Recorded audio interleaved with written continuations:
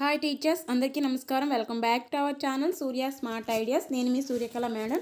AP TET మరియు డిఎస్సికి తెలుగు 3వ తరగతి తెలుగు నుంచి లెసన్స్ అనేవి ఎక్స్ప్లెయిన్ చేస్తున్నాను. ఈ వీడియోలో 7th లెసన్ నుంచి ఎక్స్ప్లెయిన్ చేస్తున్నాను. చూడండి, వీడియో నచ్చితే లైక్ చేయండి, మీ ఫ్రెండ్స్కి షేర్ చేయండి. అలాగే ప్రీవియస్ వీడియోస్ కూడా ఒకసారి చూడండి. మన ఛానల్ని సబ్స్క్రైబ్ చేసుకొని సపోర్ట్ చేయండి, డైలీ ఫాలో అవ్వండి. 7th lesson పద్యరత్నాలు. ప్రక్రియ పద్యం, పద్యాలు కాబట్టి ప్రక్రియ పద్యం అవుతుంది. అండ్ నెక్స్ట్ ఇతివృత్తం ఏమవుతుందంటే నైతిక విలువలు అవుతాయి. పద్యరత్నాలు పద్యాలకు సంబంధించి ఏవైనా సరే నైతిక విలువలకు సంబంధించి అవుతుందన్నమాట ఈ ఇతివృత్తం. నెక్స్ట్ ఇది కవి పరిచయం. ఈ కవుల పరిచయాలు చూడండి. కవి వేమన. కాలం 17 నుండి 18వ శతాబ్దం మధ్యకాలం, 15 నుంచి 18 మధ్యకాలం అనమాట వేమన గారిది. నెక్స్ట్ జన్మస్థలం కడప జిల్లా.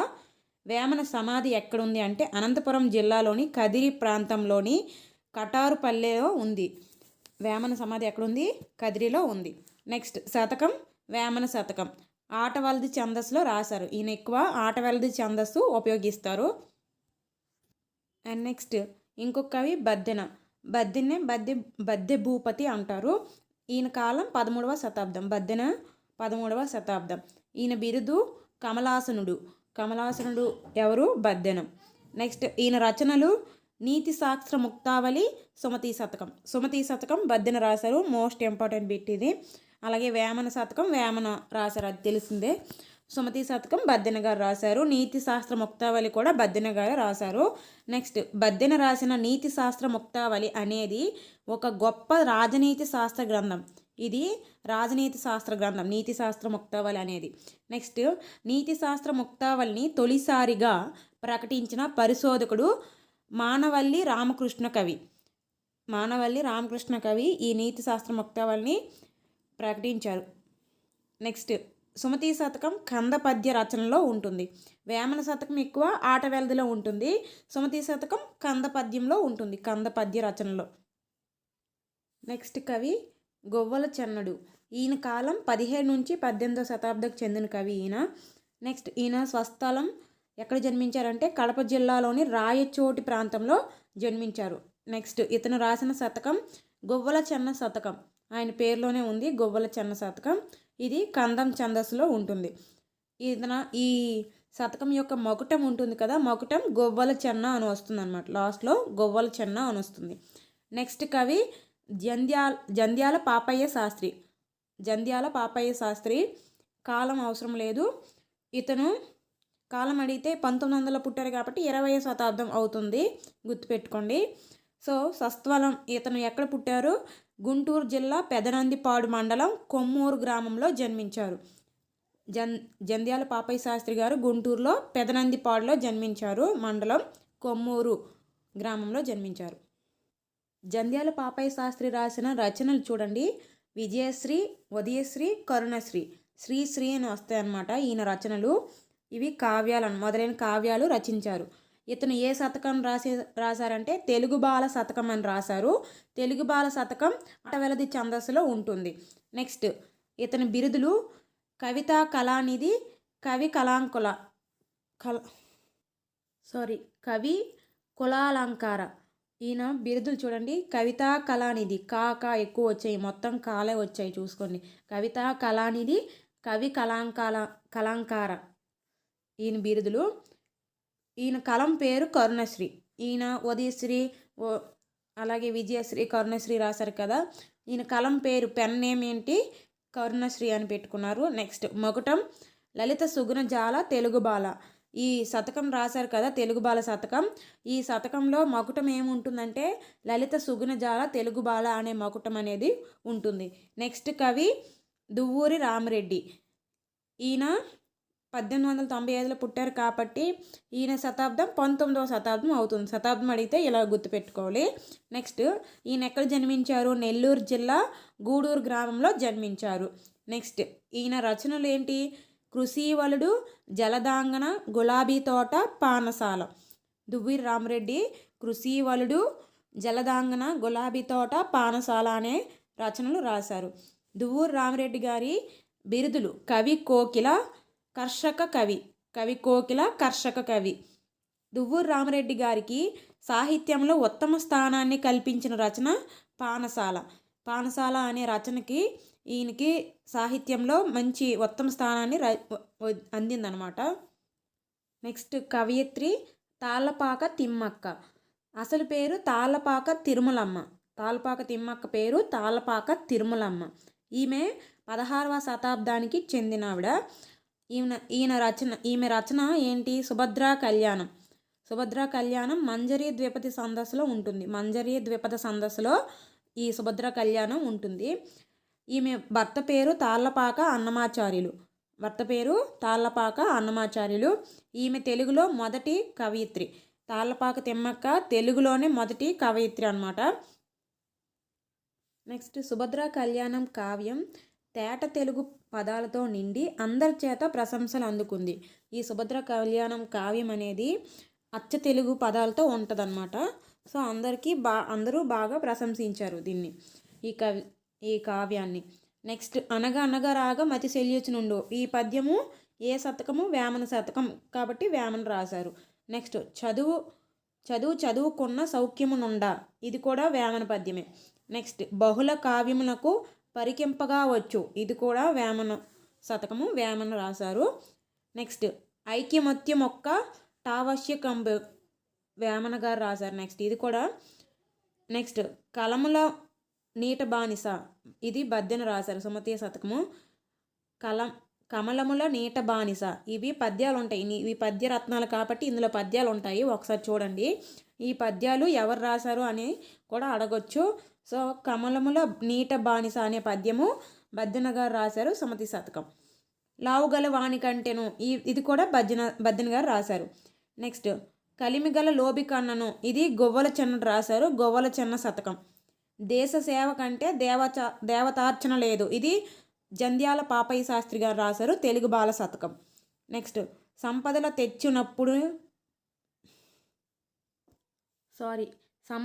తేలునప్పుడి పచ్చ కమలాడి. ఈ పద్యము దువ్వూరి రామిరెడ్డి గారు రాశారు. నెక్స్ట్ ఈ పాఠంలోని అర్థాలు: చలిచలమ మంచినీటి గుట్ట, రశ్మి కిరణం వేడి, సరసుడు మంచిని గ్రహించగలవాడు, శబ్దచయము పదాల సమూహం, కమలాప్తుడు సూర్యుడు. ఇది ఇంపార్టెంట్, ఒకసారి చూడండి. వితరణి దాత, విలసితముగా చక్కగా, అతిశయిల్లు అభివృద్ధి చెందుతుంది, మహి భూమి, నెలవు చోటు, అబ్బు అలవాటగు, మర్మము సారం భావం రహస్యం. మర్మము అంటే సారం, భావం, రహస్యం. గ్రావం అంటే కొండ. చూడండి. కులనిధి ఎక్కువ నీరు కలిగినది. కులనిధి అంటే చూడండి, కులము అనుకోవద్దు, కులనిధి అంటే ఎక్కువ నీరు కలిగినది. ఆప్తవరులు హితులు, ధర భూమి వెల. నెక్స్ట్ క్రియాపదాలు. పనులను తెలియజేసే పదాలను క్రియాపదాలు అంటారు.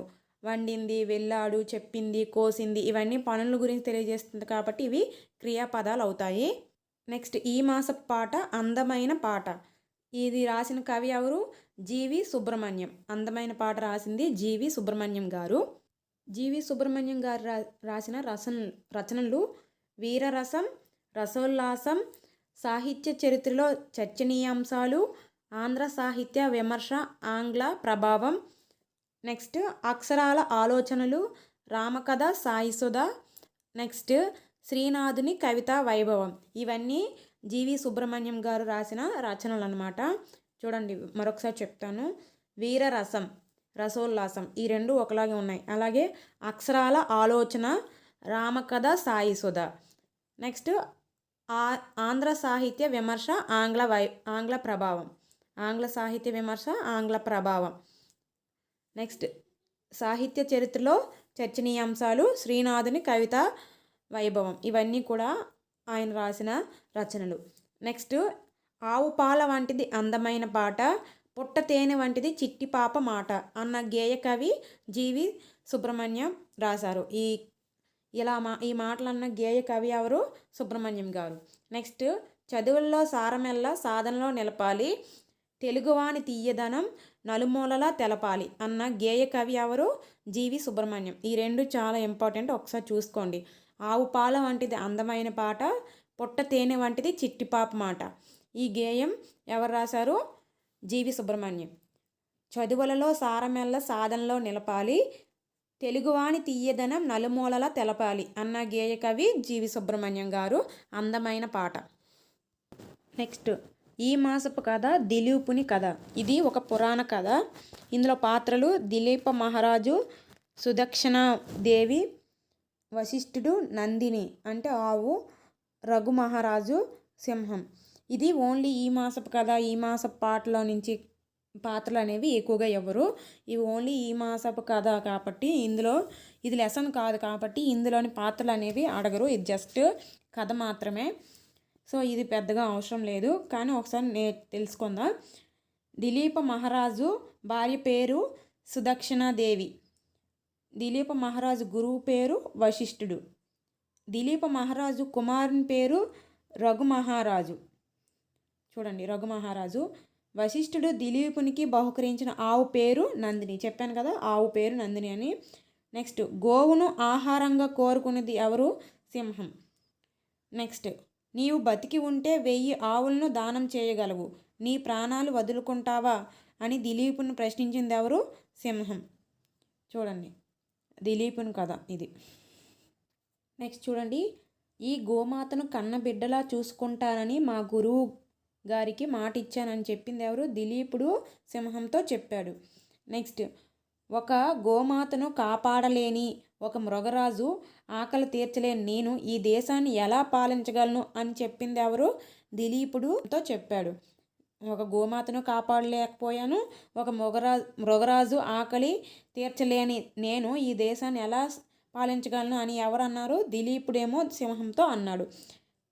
నేను ఆకులు గడ్డి తిని బతకలేను అని ఎవరన్నారు? సింహం. సింహం ఆకులు గడ్డి తినలేదు కదా, సో నేను ఆకులు గడ్డి తిని బతకలేను అని సింహం దిలీపునితో అన్నది. నువ్వు మా పరీక్షలో నెగ్గావు, ఇక నువ్వు నిశ్చింతగా వెళ్ళవచ్చు అని ఎవరన్నారు? దేవతలు దిలీపునితో అన్నారు. కొన్నాళ్ళకు దిలీపునికి ఒక కుమారుడు జన్మించాడు. అతనే రఘు మహారాజు. ఈ రఘు మహారాజు వంశం వాడే శ్రీరాముడు. శ్రీరాముడు రఘువంశం చెందినవాడు కాబట్టి ఈ రఘువంశ మహారాజు వంశం వాడే శ్రీరాముడు అనమాట. నెక్స్ట్ 8వ లెసన్ మా ఊరి ఏరు ప్రక్రియ. ఇది గేయం. ఇతివృత్తం ప్రకృతి వర్ణన. మా ఊరి ఏరు అంటే ఒక పల్లెటూరులో ఏరు గురించి వర్ణిస్తున్నారు, అంటే ప్రకృతే కదా, ప్రకృతి వర్ణన. ఇతివృత్తం ఏంటవుతుంది? ప్రకృతి వర్ణన.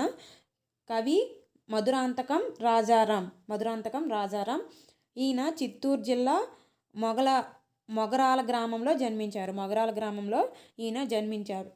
ఈయన రాసిన రచనలు కథా సంపుటాలు చూడండి: కమ్మతెమ్మర, వక్రగతులు, రేపటి ప్రపంచం, త్రిశంకు స్వర్గం, జీవితానికో నిర్వచనం, కోనలమ్మ కోన.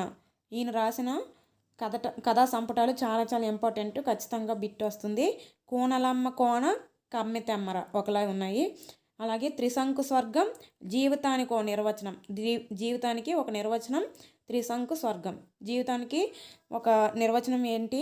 స్వర్గం రావాలి, ఏదో గుర్తుపెట్టుకోండి. జీవితానికి ఒక నిర్వచనం స్వర్గం. అలాగే వక్రగతులు, రేపటి ప్రపంచం ఈయన రాసిన రచనలు. నెక్స్ట్, ఈయన రాసిన నాటకం ఏంటి? ధర్మదీక్ష. పురస్కారాలు ఏమొచ్చాయి ఈయనకి? తాను వెలిగించిన దీపాలు కథా సంపుటానికి రాష్ట్ర సాహిత్య అకాడమీ అవార్డు వచ్చింది. మధురాంతకం రాజారాం కథలు పుస్తకానికి కేంద్ర సాహిత్య అకాడమీ అవార్డు వచ్చింది.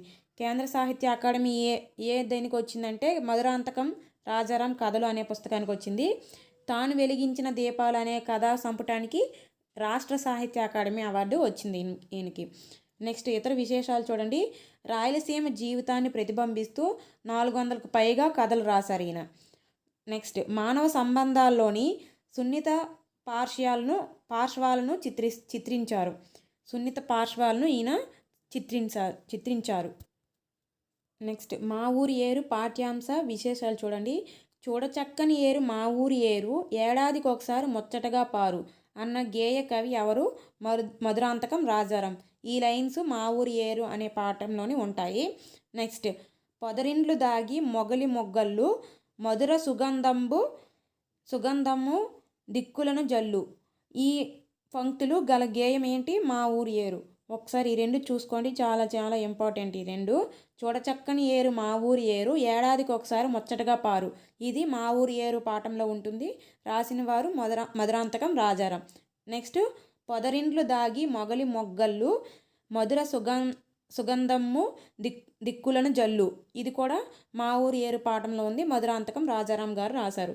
నెక్స్ట్, కృష్ణానది పడమటి కనుమల్లోని మహాబలేశ్వరం వద్ద పుట్టింది.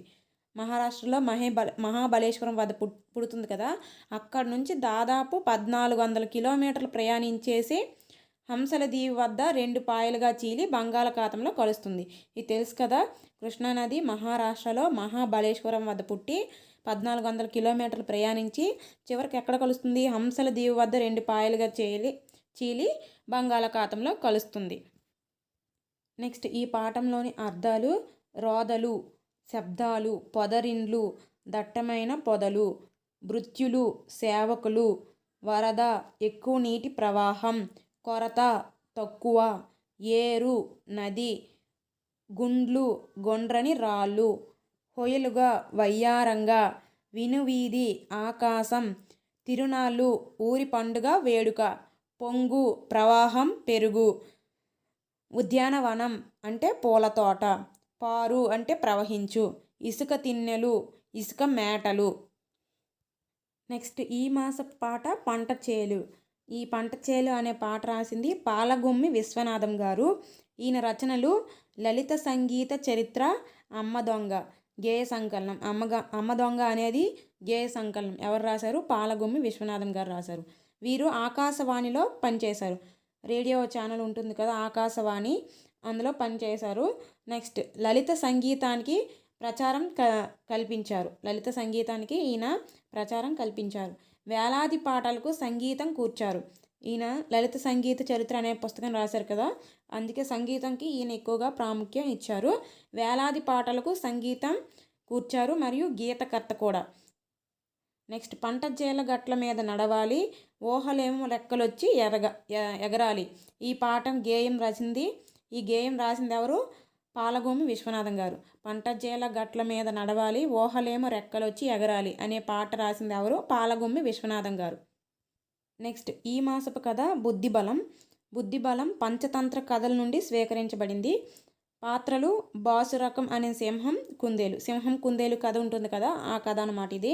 బుద్ధిబలంతో సమస్యల నుండి పడవచ్చునని తెలపడమే ఈ కథ ఉద్దేశం. మన బుద్ధిబలం ఉపయోగించి మనం ఎంతటి సమస్య నుండి అయినా బయటపడవచ్చని తెలుపుతుంది ఈ కథ ఉద్దేశ్యం. నీవు నాకు సరిపోయేంత జంతువు కావు, పైగా ఎంత ఆలస్యం చేశావు, నిన్ను జంతువులన్నింటినీ చంపుతాను అని ఎవరన్నారు? సింహం అన్నింది, కుందేలుతో అన్నది. ఎందుకంటే ఇది కొంచెం ఆలస్యంగా వస్తుంది. రోజుకు ఒక జంతువుని తింటుంది కదా సింహం, ఒకరోజు కుందేలు లేటుగా వస్తుంది. నువ్వు నాకు సరిపోవు, ఆహారంగా సరిపోవు, పైగా నువ్వు ఆలస్యంగా వచ్చావు, నిన్ను మిగతా జంతువులన్నింటినీ చంపుతానని ఎవరన్నారు? సింహం కుందేలుతో అన్నది. నెక్స్ట్, 9వ లెసన్, లాస్ట్ లెసన్, తొలి పండుగ. ఇది ప్రక్రియ, కథనం గుర్తుపెట్టుకోండి.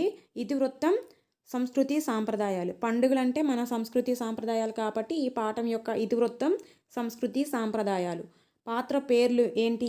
ఇందులో ఎవరెవరు ఉంటారు అంటే రవి నడవలేడు, లత రవి వాళ్ళ అక్క, శామ్యూల్ ఆనంద్ అనే ఉంటారు. నెక్స్ట్, రంగయ్య తాత ఉంటారు, కరీముల్లా అనే పాత్రలు ఉంటాయి ఇందులో.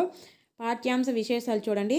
మాధవరం చాలా అందమైన గ్రామం. మాధవరం అనే ఒక ఊరు ఉంటుంది. ఆ ఊరు చివన ఉండే తాతల నాటి వేప చెట్టే ఆ గ్రామానికి అందం. ఒక వేప చెట్టు ఉంటుంది, అది తాతల కాలం నాటిది, ఆ ఊరికి అందాన్ని ఇస్తుంది. నెక్స్ట్ చూడండి, అబ్బా పూర్ణం బూరెలు గారెలు పరమాన్నం నాకు ఎంత ఇష్టమో అన్నది ఎవరు? ఆనంద్. బూరెలు గారెలు ఇవన్నీ నాకు ఇష్టమని అన్నది ఆనంద్. ఏం చేస్తున్నావురా, ఏం తెచ్చారు మీరు అని అడిగింది లత శామ్యూల్ని అడిగింది.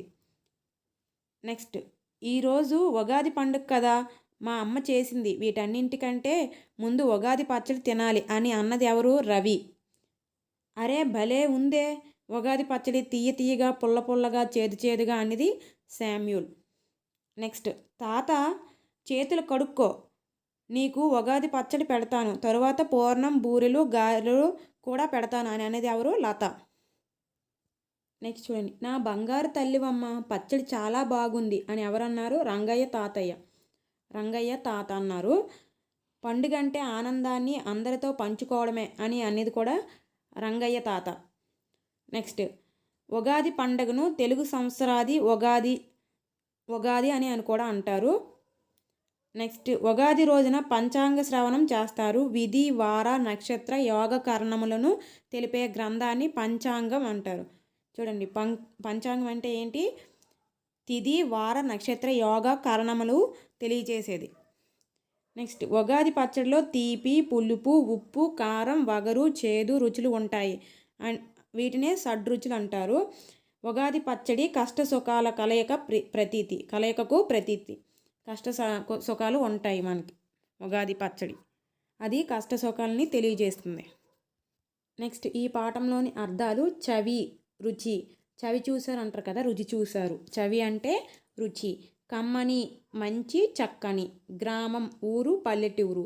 ఆది మొదలు. పంచాంగం 5 భాగాలు కలది. నైవేద్యం దేవుడికి పెట్టేది, నివేదన చేసేది. షడ్రుచులు 6 రుచులు. తొలి మొదటి.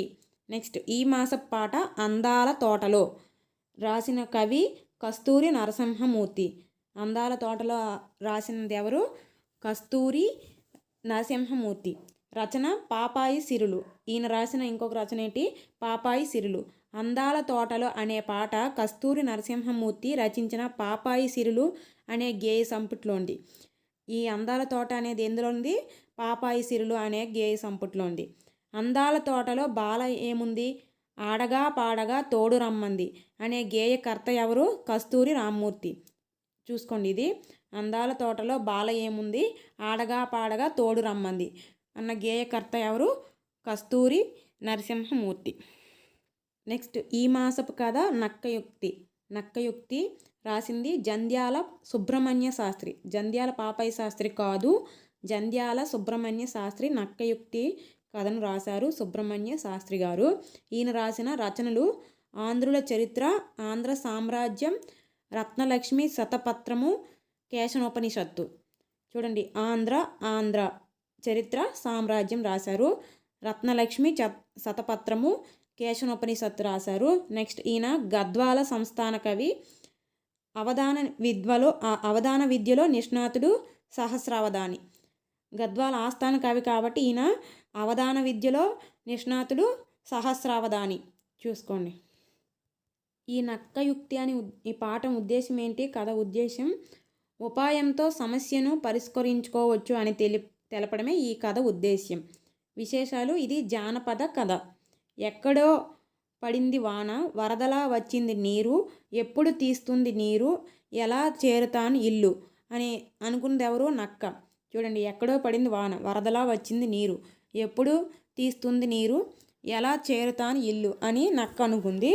నిన్ను చూడగానే నాకు ఒక సందేహం వచ్చింది అని నక్క మొసలితో అన్నది. ఏమో నాకు మేమే